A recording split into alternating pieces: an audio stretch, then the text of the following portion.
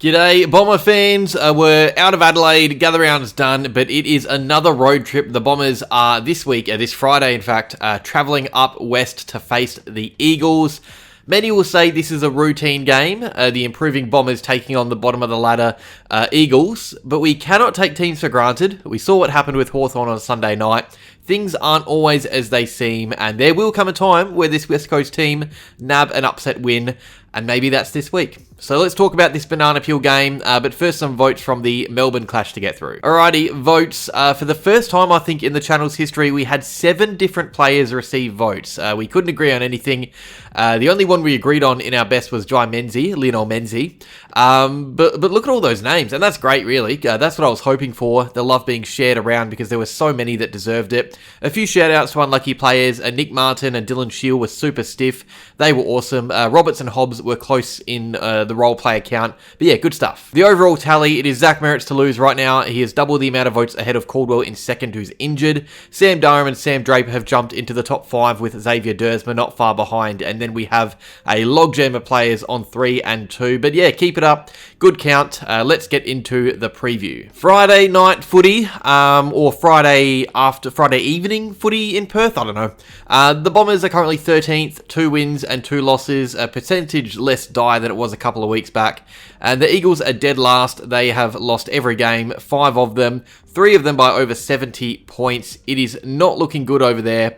I didn't watch on the weekend, but I did watch the GWS game the week before. The Eagles are a proud team, but right now they're in a very tough spot. The bookies have us strong favourites, and that really isn't an indication of how we're going. We're in okay form, but we're far from perfect at the moment, and you only need to look back to last year to see how tough the Eagles made it for us, even when we were playing well, the year before as well. So yeah, we've won 4 of the last 5, but 2 against the Eagles, but 2 of those were by just a kick of the footy, and they were this bad in those seasons as well. Form is funny like that. Sometimes there are just teams you struggle against. Sometimes all it takes is for a home crowd to get their team up and about, and that's what makes this game interesting for me.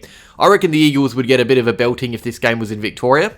But the footy gods have made things just a tiny bit more interesting for us, and we're playing in Perth at Optus.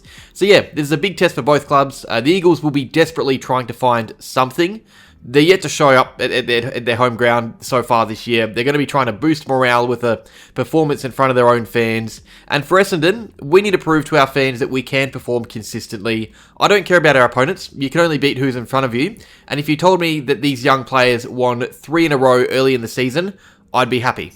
And that's a chance this weekend. I wouldn't see it as a boost for finals, but I think a win this Friday would be valuable for the young guys coming through and to implement a winning culture into them. So yeah, a big game for both these teams for different reasons. Let's talk about it, starting with our opponents. What's going wrong with West Coast? So the Eagles are very bad right now. It kind of goes without saying. They're comfortably the worst team in the competition, and that is not a dig. It is unfortunately just the truth. But yeah, it's bad. It's really ugly to watch at its worst. They've been in some games. They looked okay. The way they started against Brisbane was awesome. They only lost that by a few goals, but aside from that, I think they've been just about completely out of every match pretty much. There's no harmony, there's no synergy, no rhythm.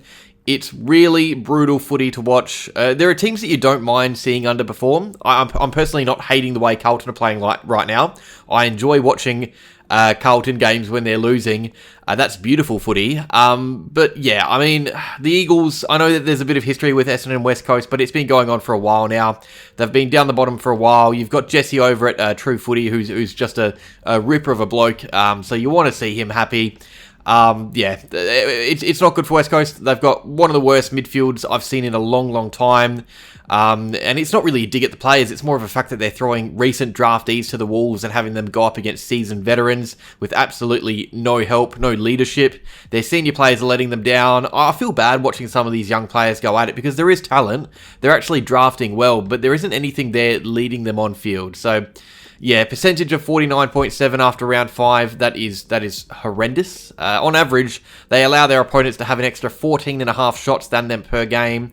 They're always chasing, they can't get their hands on the pill. Teams are picking their defence apart. It is really traffic cone stuff a bit. And maybe I'm being harsh because the only 2 or 3 games I've properly watched, the 2 games I watched in entirety were Gold Coast and GWS, the 2 worst losses of the year. but the stats tell me the other matches probably went the same way. The Eagles are easy to play against. There are plenty of ways we can win this game of footy if we're up to it. Well, with West Coast, it starts in the guts. We're going to focus on this because this is where we can really kill this team if we want it to be a ruthless side, which we rarely are.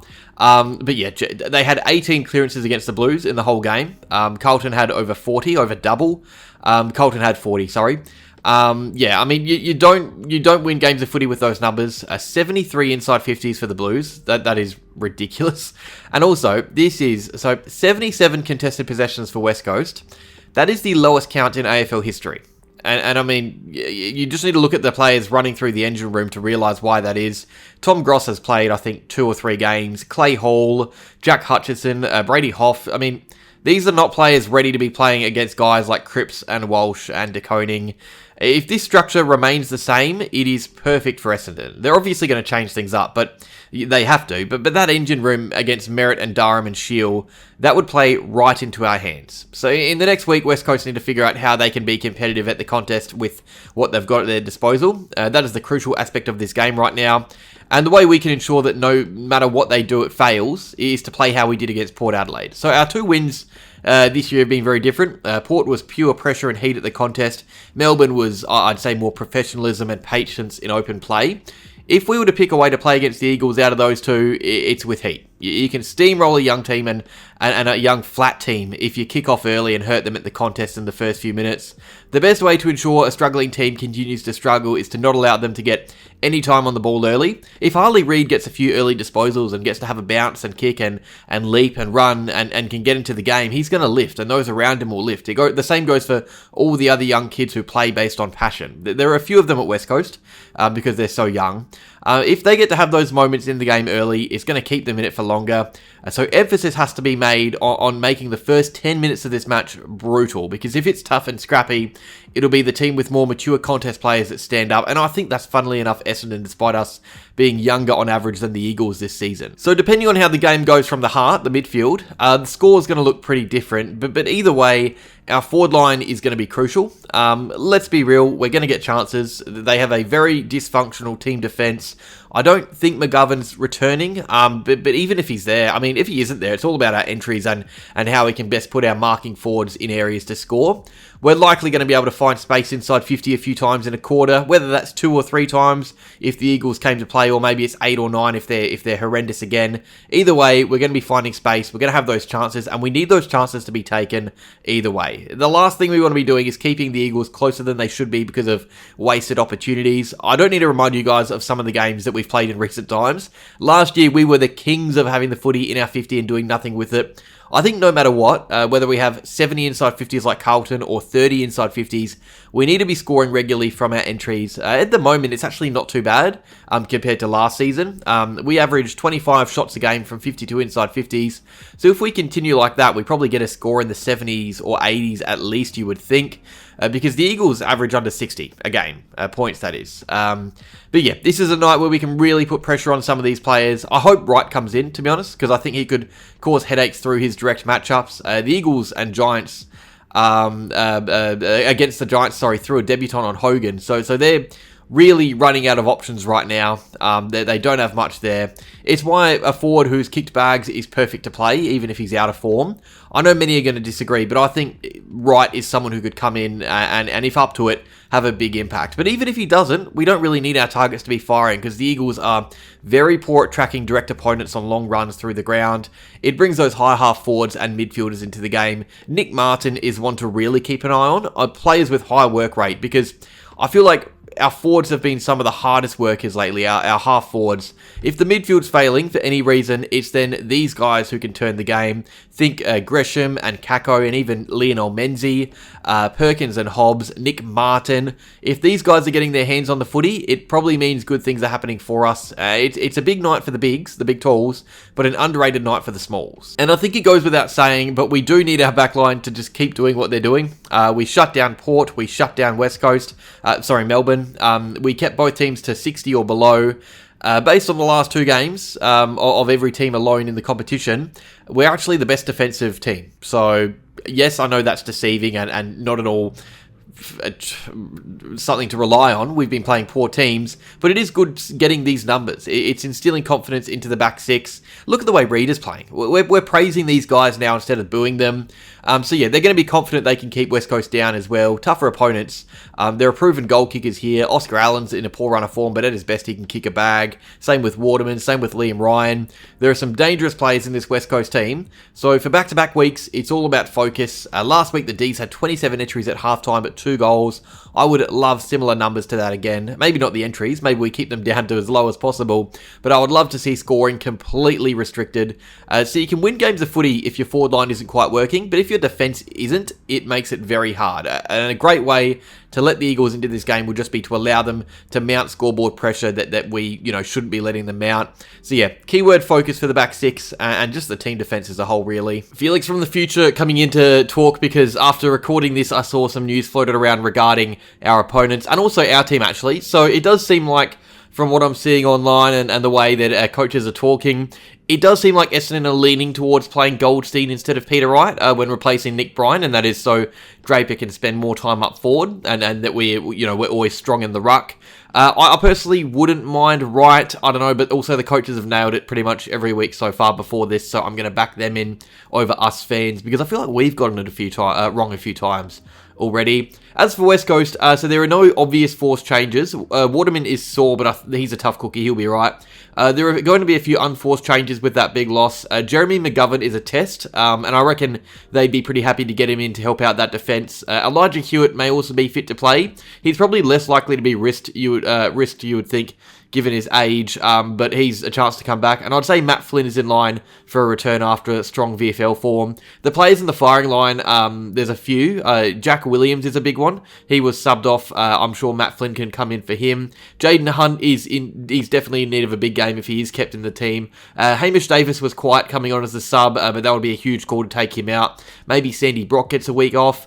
I'm going to guess that Flynn, McGovern and Hewitt come into the side and replace Williams, Brock and Hunt, but also it is tough to predict an axe swing. There's going to be some weird ones. Tim Kelly was obviously dropped. He might be in line for a return. Who knows? But now back to past Felix for the prediction. All right, who's going to win this game of footy? Probably Essendon. Look, obviously there's a chance that the Eagles get the dub here. I'd be baffled if they don't give a team a scare in the next 2 to 3 weeks. Yes, they're bad, but it's almost inevitable in a season of footy that a team is going to show up at some stage.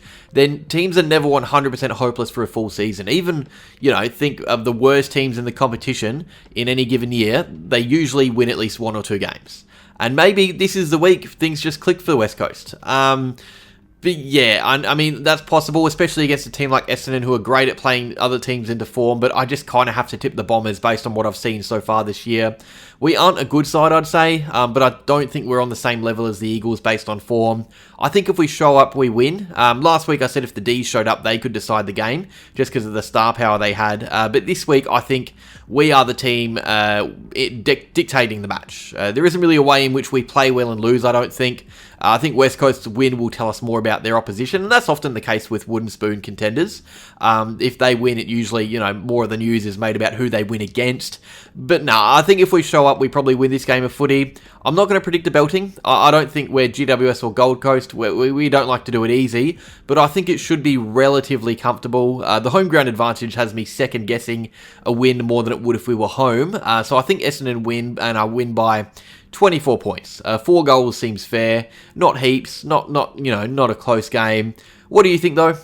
Will we get the win, or will we have another brutal week of media scrutiny? It is honestly a big test, despite what the odds suggest. I think, this West Coast team, although they're horrible right now, they're going to show up eventually, and they're going to be sniffing blood, I think. I think especially against a team like Essendon, who they've played some good close footy against in recent years, they'll think that they can beat us. So yeah, interesting game. A game that I'm very much looking forward to. Cheers for watching, Bomber fans. Make sure you like the video if you enjoyed it. Subscribe if you're new to the channel. Go follow me on Blue Sky and Twitter. And as always, go Bombers.